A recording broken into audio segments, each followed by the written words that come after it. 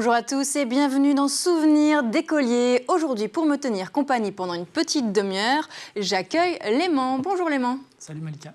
Alors tu es chanteur, le grand public t'a découvert en 2017 dans The Voice, dans l'équipe de Zazie, puis celle de Mika.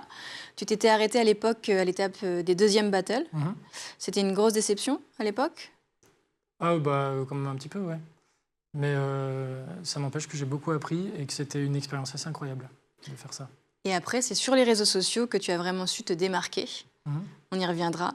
Parce que si tu es là aujourd'hui, c'est pour nous parler de ton premier EP, On est plein, sorti en juin dernier.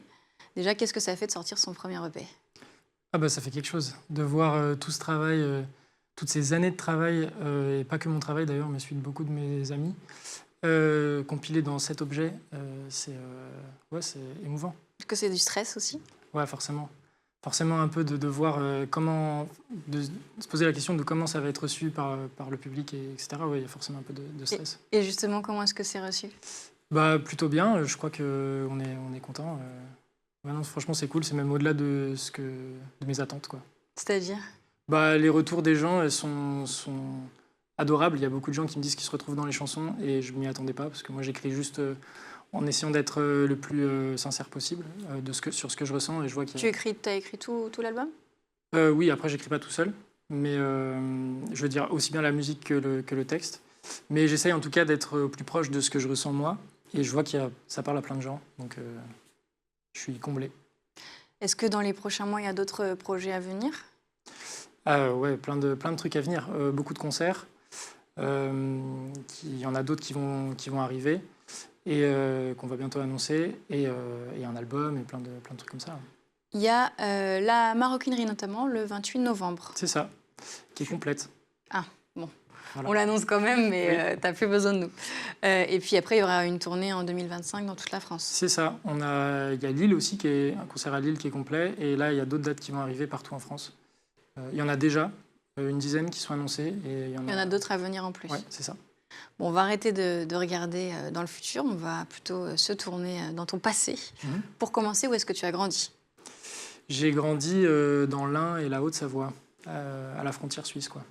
T'es né à Genève? Je suis né à Genève, tout à fait. C'était comment ton enfance là-bas? C'était une enfance, je sais pas, je pense un peu lambda, j'imagine. Oh bah. Ouais, non. C'est quoi une enfance lambda déjà dans ta tête? Oui, ça veut rien dire. Non, mais une enfance, franchement, j'étais pas malheureux. Ça va, il y a des coups durs comme dans n'importe quelle vie, mais il y a aussi beaucoup de bonheur. Donc, Tu veux dire assez linéaire? Ouais, je sais pas, j'ai fait mon éducation comme beaucoup d'enfants, je pense. C'est-à-dire? Bah, je sais pas, je suis allé à l'école, j'ai fait du sport, je me suis amusé avec mes copains, j'ai fait de la musique, tout ça, quoi.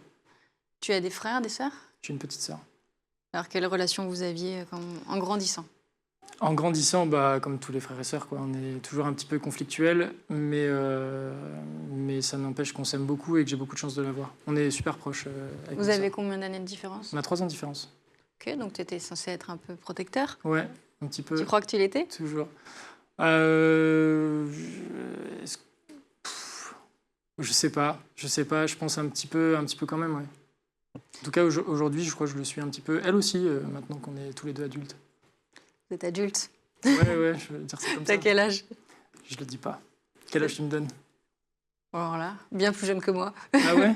Bah... mais pas encore... Ça me fait rigoler de dire que tu dis que t'es adulte. Ouais, bah, non, oui, ça veut rien dire, en vrai, à partir de quand on est vraiment adulte, je sais pas. Sans doute plein de gens qui ont l'âge d'être adultes, mais qui le sont pas vraiment. Et alors, du coup, ça donne quel âge? Mon âge, perso? Oui. Bah, je sais pas, quel âge tu me donnerais? Je reste là-dessus. Non, l'important, c'est la réalité. Pas ma perception. J'ai 31 ans. 31 ans? Ah ouais. Non, j'aurais donné beaucoup. On doit donner beaucoup plus jeune, non? Bah, ouais, non, ça dépend. Oui, en général, un peu moins, ouais. Et tu le dis pas ton âge? Bah, si, non, j'ai pas de mal à le dire. La preuve, c'est que je le dis, mais je sais pas si c'est très intéressant. Bah si, pour voir l'évolution de l'enfance à l'âge adulte. C'est pas faux. Quand tu regardes cette enfance, tu m'as dit j'ai une enfance lambda, mais est-ce que malgré tout tu dirais qu'elle est heureuse? Ouais, franchement, ouais. C'est un souvenir de bonheur? Ouais, je crois que globalement, bah, comme je disais, quoi, il y a des coups durs un peu un peu partout dans toutes les vies, quoi. Mais je crois que globalement, j'ai eu beaucoup de chance dans mon enfance, ouais, c'est clair. C'était quoi les coups durs? Le divorce de mes parents, par exemple. Tu avais quel âge? Eh ben, je sais plus trop, mais je pense une dizaine d'années, un truc comme ça. Et tu as eu la sensation que ça a affecté même ta scolarité? Ouais, je pense que ça a affecté un peu toute ma vie.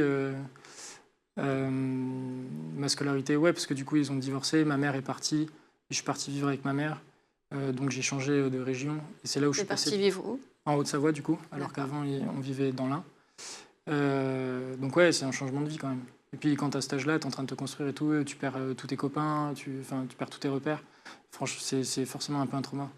Et t'es parti avec ta sœur? Ouais, Donc vous avez suivi votre maman tous les trois et tout à reconstruire à peu près quand tu as une dizaine d'années. c'est ça. Est-ce que tu étais bonne élève à l'école? Ça va, ouais. Disons que j'avais la chance d'avoir des bonnes notes sans trop forcer. J'écoutais un petit peu vite fait en classe et puis je m'en sortais pas mal. Donc j'ai toujours un peu été partisan du moindre effort à ce niveau-là, jusqu'au lycée où je me suis dit ah, il va falloir un peu plus travailler Il y quand a le même. bac? Ouais, voilà, il y a le bac et puis je pouvais plus autant me reposer sur mes lauriers. Et puis c'est là où on est arrivé vraiment à des matières qui étaient super intéressantes. Enfin, où moi vraiment je me suis passionné pour. Je sais pas, j'avais des cours de français qui étaient passionnants, des cours d'histoire, des cours d'éco, De philo? SES. Philo, j'ai pas eu des profs qui m'ont beaucoup marqué, mais ça m'a toujours beaucoup intéressé aussi. Ouais. Est-ce que tu as gardé des amis de l'époque, de ces époques lycée? Ouais, pas beaucoup, mais ouais. Avec qui tu es toujours. toujours en contact Ouais, aujourd'hui? tout à fait, ouais. Est-ce que Benjamin. tu avais des profs préférés qui t'ont Euh, marqué ou inspiré? ouais, il y en a eu plusieurs. Tu penses à qui? Madame Lafleur en éco, Ouais. Monsieur Rivière et Monsieur Tupin en français, qui m'ont fait découvrir Camus, Baudelaire, tout ça. T'as l'impression que c'est des découvertes qui te marquent encore dans ta vie d'adulte? Ah ouais, beaucoup. Comment tu juges l'école française? Ah, il y a sans doute beaucoup de choses à améliorer. Après moi, du coup, ça fait un moment que je vais plus, enfin, que j'ai quitté le lycée, quoi. Donc je pense que ce que j'ai connu, c'est quand même différent d'aujourd'hui. Mais quand on écoute les profs et tout, c'est quand même un métier qui est difficile, qui est pas suffisamment valorisé. C'est un des métiers qui est le moins bien payé de toute l'OCDE. Je pense, du peu que j'en sais, que l'école française souffre beaucoup. Alors que c'est hyper important. C'est la base de tout l'avenir du pays. Et l'éducation, quoi, je pense, au Oui, bien sens sûr. large. Et voilà, je pense que c'est... Si aujourd'hui je te donne En une plus, baguette magique, Mhm. qu'est-ce que tu changes en premier lieu? Dans l'école? Ouais. Oh, waouh, je sais pas si je suis vraiment compétent pour dire De ton ça. point de vue, hein, Ouais, de mon point de vue, de ton expérience. de ce que j'en sais, c'est beaucoup un manque de moyens. Des classes surchargées, des profs mal payés, ça joue beaucoup sur la qualité de l'éducation. Et après, c'est quelque chose qu'on retrouve dans les gens après qui travaillent, qui font vivre le pays, quoi. Je sais pas, baguette magique, je dirais plus d'argent, plus de profs, un meilleur encadrement des élèves, meilleur accompagnement, je veux dire, des élèves. Et si tu dois te projeter dans le futur, tu la vois comment l'école de demain? Bah, c'est super compliqué. Je dirais plus ouverte, plus de partage, plus de jeu. Parce que je pense qu'il y a pas mieux qu'apprendre que le jeu. Et genre, si on apprend en s'amusant, on apprend... Plus ludiquement, Ouais, de manière voilà. plus ludique. On apprend beaucoup mieux. Et en plus, on a envie d'apprendre. Parmi les thèmes principaux de l'actualité, il y a le harcèlement. Mhm. Toi, tu es actif sur les réseaux sociaux. Est-ce que c'est quelque chose dont tu as pu être victime? Non, j'ai des messages qui sont pas cool parfois, mais ça, c'est le jeu des réseaux sociaux. De là à dire que c'était du harcèlement, je pense que j'ai pas vécu ça. Déjà, je suis pas une femme, et je pense que quand on est une femme sur les réseaux sociaux, c'est genre plus dur à ce niveau-là. Pourquoi? Ah, je pense que les femmes, bah, c'est beaucoup plus facile d'avoir des commentaires sexistes, misogynes.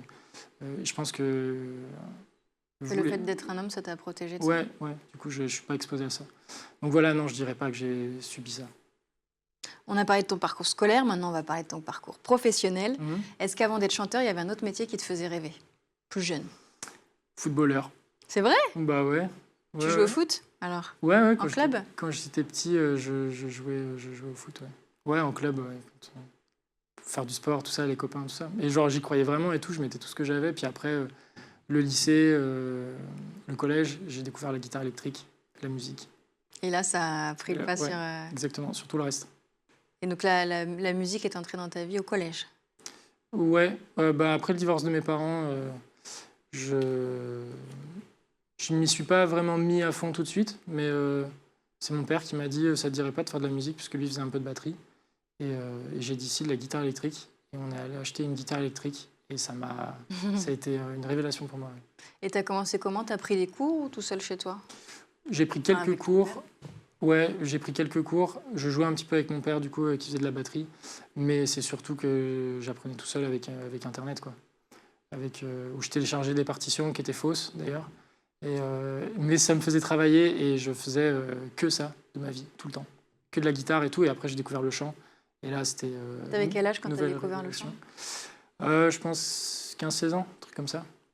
J'ai découvert Jeff Buckley, j'ai essayé de reproduire ses chansons. Et, Tout seul, encore une fois? Ouais. Au début, je prenais pas de cours de chant. Et j'ai commencé à prendre des cours de guitare vers la fin du lycée. Et voilà, et j'ai essayé de reproduire plein d'autres groupes aussi, hein, mais notamment. T'avais des inspirations? Ouais, beaucoup Radiohead, Jeff Buckley, beaucoup de Balavoine, Bachung aussi en France. Et voilà, je m'entraînais comme ça. Et après, plus tard, à Lyon, tu as fait une école de musique. C'est ça, j'en ai fait 2. J'ai fait le CFPM, qui est une centre de formation professionnelle de la musique, qui est une école où, en gros, on fait que ça toute la journée. Et après, j'ai fait l'ENM de Villeurbanne, où là, c'est plus un conservatoire axé musique actuelle. Et ça ressemble à quoi une journée type en école de musique? C'est passionnant. On arrive, on a des cours d'histoire de la musique, on a des cours d'harmonie, où pour comprendre comment ça fonctionne, les accords, comment ils créent une tension, la résoudre. On a des cours de rythme, on a des cours de solfège, on a des cours où on joue ensemble. Voilà. On t'a dit c'est passionnant, genre t'aimerais bien le revivre presque. Ah ouais, c'était émulsion comme ça tout le temps, de plein d'idées, ça fusait dans tous les sens, c'était trop bien. Ouais. Et puis, c'est par un groupe que tu as commencé d'abord ta carrière. Hawkins. Quel âge tu avais? C'était qui? Quoi, comment? Ça dure combien de temps? Ça a duré 4 ans et je devais avoir la vingtaine, 22, un truc comme ça. Un peu plus peut-être, je sais pas. Et ouais, on a sorti 2 EP, donc 2 mini-albums. Et on a fait plein de concerts. C'était les premières découvertes La scène? De la scène, de la communication, de tout ce qui touche autour de la musique. Et de faire les premières armes en essayant d'être professionnel, de se professionnaliser, quoi. Et puis The Voice arrive. Ouais. Tu les contactes, ils te contactent, comment ça se passe? C'est eux qui m'ont contacté. Et je me suis dit... Parce qu'ils t'avaient vu avec ton groupe? Ouais, je sais pas trop comment c'est arrivé. Je pense que c'était via Internet qu'ils avaient vu ça. Et ils m'avaient déjà contacté une première fois où c'était pas le bon moment. Et là, la deuxième fois, je me suis dit, allez, pourquoi pas. Ah ouais, ils étaient vraiment en demande de... Ouais, je sais pas. Après, ils contactent beaucoup de gens, hein, mais... Et voilà, j'ai fait les auditions. T'attends quoi, toi, quand tu te décides enfin à y participer? Je sais pas trop. C'était pour l'expérience, pour voir ce qui allait se passer. Voilà, voir ce qui allait se passer. C'est quand même une expérience assez folle. Hein. Et quel souvenir, quel jugement, quel bilan t'en tires avec le recul? J'ai beaucoup appris sur moi-même. C'était peut-être les trucs les plus stressants que j'ai fait, je pense. Ça, c'est formateur. Hein. Puis tu joues avec des icônes incroyables. Tu rencontres des gens trop bien. Les autres chanteurs, chanteuses, ils sont trop bien. J'ai encore plein de copains que je me suis fait à cette époque-là. Et puis c'est vraiment émotionnellement, c'est des trucs super forts à vivre. Donc ça... Et on a envie de savoir, Zazie et Mika, ils sont gentils? Ouais. C'est des bons profs? Ouais, carrément. Est-ce que cette exposition, elle t'a aidé professionnellement? Ah, forcément, ouais. Déjà, c'est quand même une énorme exposition, donc forcément, il y a des gens qui ont découvert ce que je faisais à ce moment-là.